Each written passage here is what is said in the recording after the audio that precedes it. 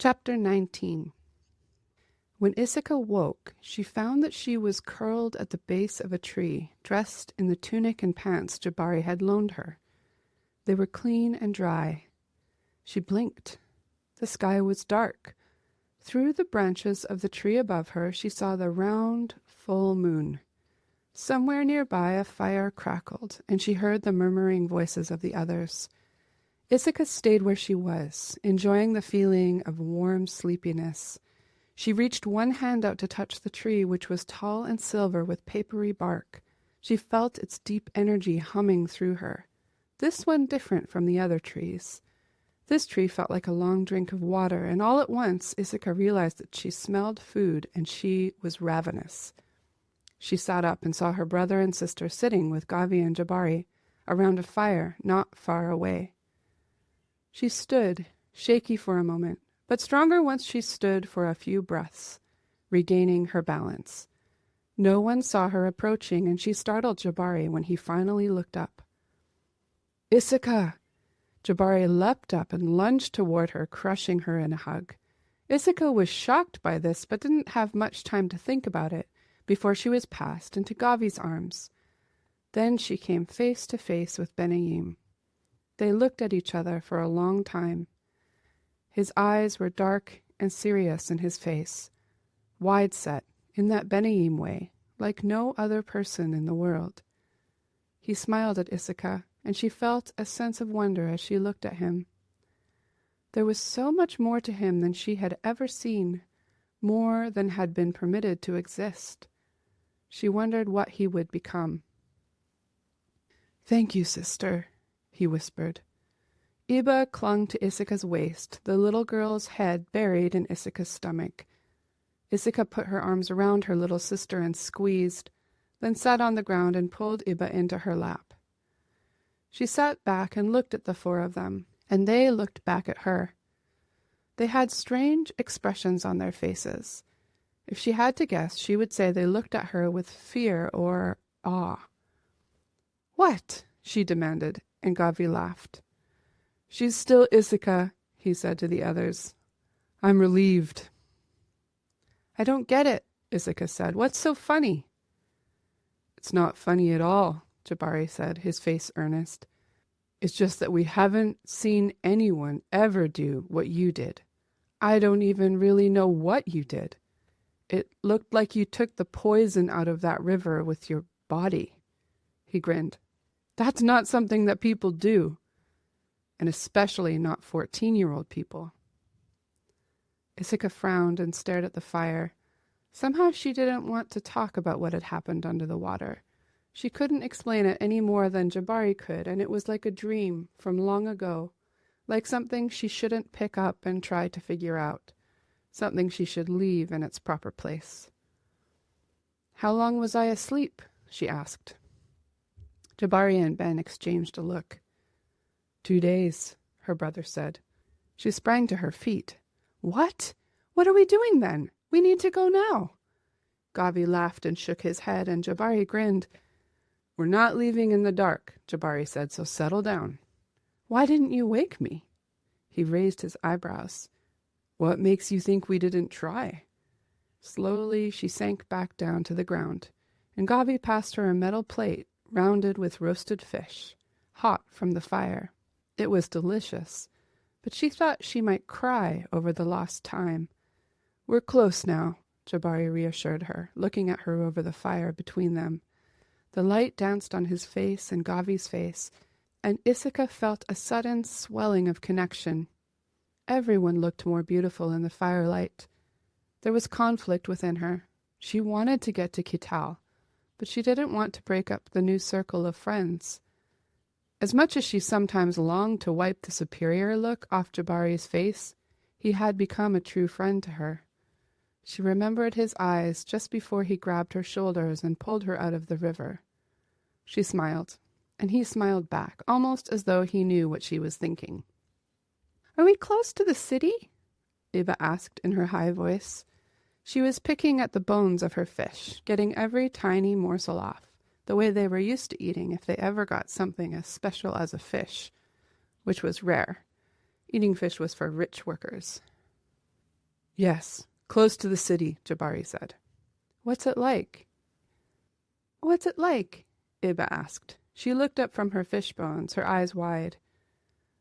What do you think it will be like? Gavi asked her.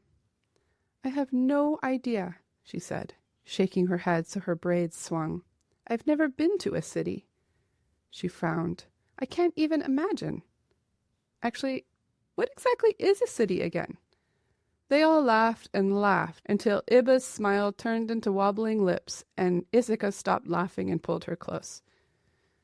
A city is like a huge village, Isika told her, but I don't know what this one will be like either. The only city I remember was in the desert before we left. It had walls, big ones, all the way around it. This city has no walls, right?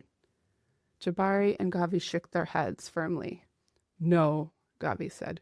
Definitely no walls. In the morning, Gavi made coffee and heated leftover fish. Isika paced while she ate. She was so impatient to get going. Come on, she said to Jabari as he washed his face in the river water for what seemed like far too long.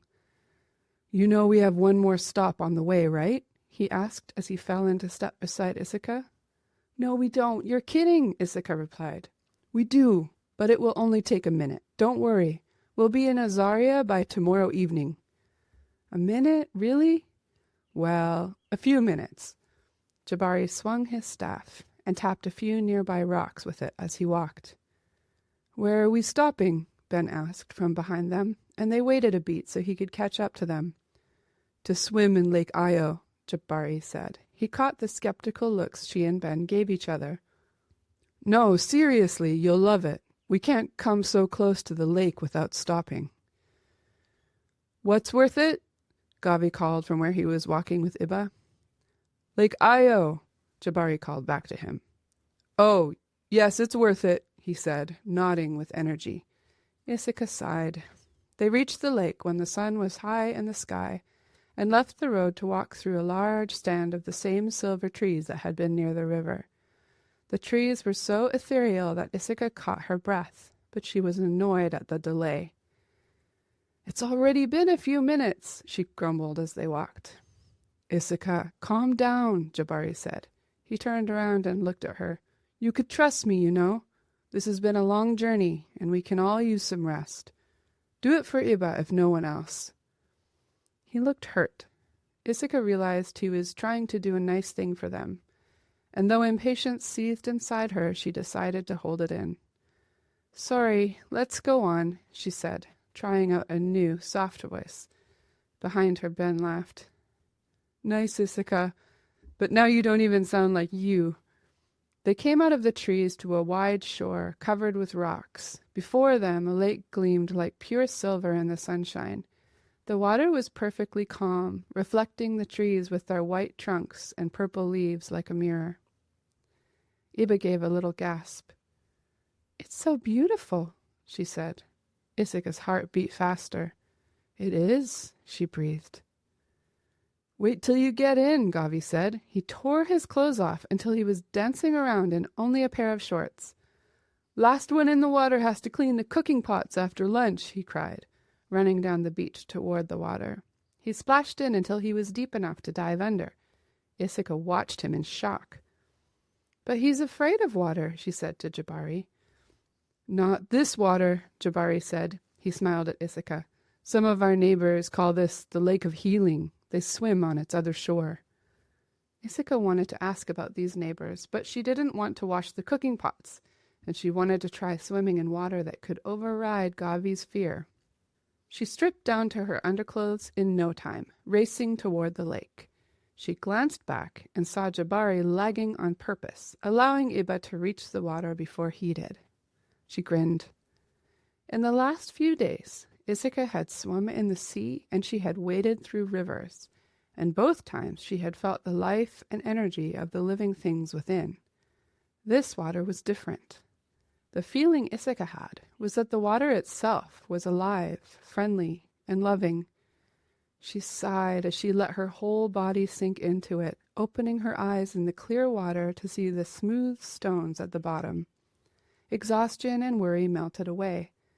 The boys floated for a while, then wrestled each other into the deep part of the water, until Isika had to swim over to them and take Ben's side, splashing Jabari in the face until he let go of her brother. Ben slung his arm around her and laughed at Jabari's startled look. "I'm afraid of the two of you together," Jabari said, his eyes glinting.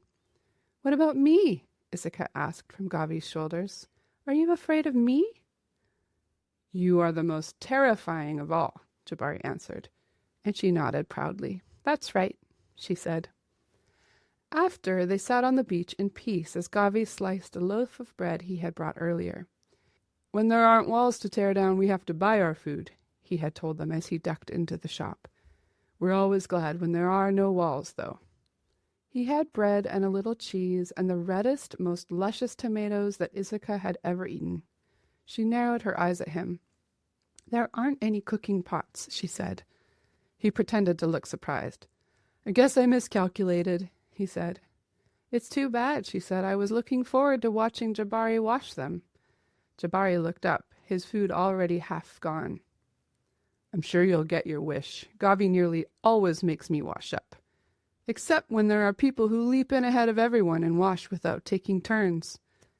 Isika was mildly shocked. She had been teasing, but with his words, she realized that she had assumed that cleaning was her responsibility because she was a girl. "Well," she said, "now that I know, I'm never washing another plate." She stopped talking to eat. After swimming, Isika was hungry with a perfect roaring hunger that sharpened the incredible taste of the tomatoes. Around her, the others ate silently as well. They sat in a cluster on the rocky shore, faces turned toward the lake's peaceful expanse. "Why are there so many beautiful things here?" Isika asked when she finished her food, waving her hand at the lake before them. Jabari sat with one knee up, his arm looped around it. His eyes grew thoughtful as he looked at the lake, then at her. "Beauty is a gift from the Shaper. The Mawil have been charged to take care of the gifts and to enjoy them." He shrugged. "So we do. We try, anyway." "What else are you supposed to do?" Ben asked. "And how do you know?" Jabari leaned over and picked up a smooth white stone. He closed his long dark brown hand around it, then opened it and looked at the stone, tossing it up and catching it. Isika kept her eyes on his hands, waiting for the answer. "The ways have been part of the Mawil for thousands of years, told by Nenyi to kings and queens through generations. Now we work with the memory of what we know and what we can see." "Who is Nenyi?" Isika asked. "I've heard you speak of the uncreated one, but I don't understand who that is." "Nenyi is the uncreated one, the life-giver, mother and father to the world. He gave them a wheel the tasks of removing poison, healing the land and its people, doing right, enjoying the gifts, rescuing those who need us, and always fighting Mugunta and the Great Waste. We rescue the outcast because these ways are in our bones, imprinted in us. Azaria, our city, is a home for many who were once cast out from their own homes. And we have allies against the Great Waste at the shore of the sea. The Hadem, people who are white like Gavi, who hold back the Great Waste with all their might, though they have a different way." "There are others who look like Gavi?" Ben asked. "Not workers?" Jabari looked surprised. "Of course. Throughout the Great Lands until the sea itself, there are many kinds of people, stretching as far as we can imagine. There are people across the ocean as well. We don't have as many allies as we would like because the Great Waste is mighty. But the Hadem are some of our oldest friends. They hold the sea people back, the ones who steal our children, selling them to other kingdoms." He sighed. "Another of Mugunta's works." Isika's eyes were wide. Jabari's words stirred her heart like the shape of a story she had once known. She looked at Jabari and Benihim sitting side by side and thought they could be brothers or cousins. They both had high foreheads and dark skin. Benihim's skin was a shade or two lighter than Jabari's. Ben's eyes were wide-set like Jabari's. Jabari's cheekbones were higher and more pronounced, his lips fuller, his jaw firmer. He was taller, but Benyim hadn't finished growing yet. "Do you think we could have come from the Mawil long ago?" Isika asked. Iba and Benyim looked at her. Jabari stared at the stone in his hand. "It seems possible," he said. That night they camped for the last time. Jabari said they would reach Azaria by the next evening. Ben lay awake under the stars, torn about the thought of arriving in the city. He liked this companionship, the friendships they had made here. He liked the peace of the wilderness. The music inside him quieted with the breezes of many leaves. Ben knew the clamor would rise again in a city, the bells gonging the wrongness of tiny things. The noises were a compass he was finally coming to understand. His own body, the instrument that rang out when wrong things were done, or when the whole world rejoiced with rightness. It was overwhelming. Sometimes the things he perceived were so powerful they kept him from thinking clearly. Ben didn't know how to control the sounds he heard. Maybe there would be someone in the city who could help, he thought, as he traced the brilliant stars with his eyes. All around the fire, the others breathed softly, none of them awake or troubled. He must have dozed, because when the horrible ringing began, he jolted awake. He sat up, looking for the source of the noise, but realized quickly that it was inside him. Gongs clashed in jarring discord. Wrong, wrong, wrong. Ben cowered in the darkness. He wanted to slip away from the source of whatever the dissonance was, like he had in his village, turning and running, head bent against the horrible noise until he found a cool, dark place. He looked around wildly for a way to run, then stopped himself. This was a warning. Something was wrong. Ben needed to calm himself and find out what it was. He took deep breaths, searching for the source of the clamoring. He found it and turned to where his sister slept behind him. Isika. Figures crept from the shadows toward her, one with a cloth in his hand, stretching for her face. "No!" Ben shouted, using all his strength. "Wake up, Isika!